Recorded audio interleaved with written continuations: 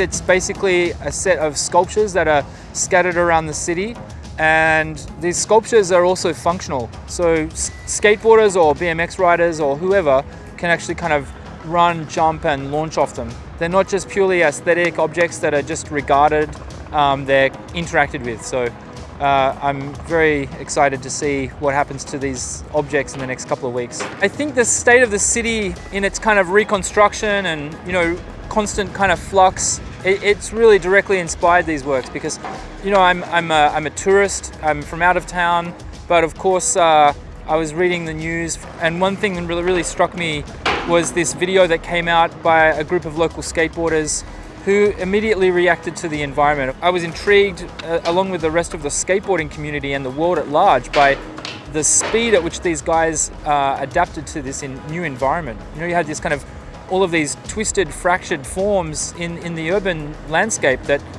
presented no problem for these skateboarders. They just took it on as a challenge. He once said to me a long time ago, what he loves about public art is how you can skate it.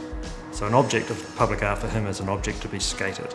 And so he's done that. He has created these extraordinary steel sculptures that reference the history of metal public art sculpture, that reference some of the sort of slightly broken architectural forms that he saw in a site visit to Christchurch, but are also objects to be skated, and they're for the skating community of Christchurch to use, as well as for the rest of us to look at. Shaun Gladwell is primarily known for his video work, often describing a range of quite physically intense actions and processes.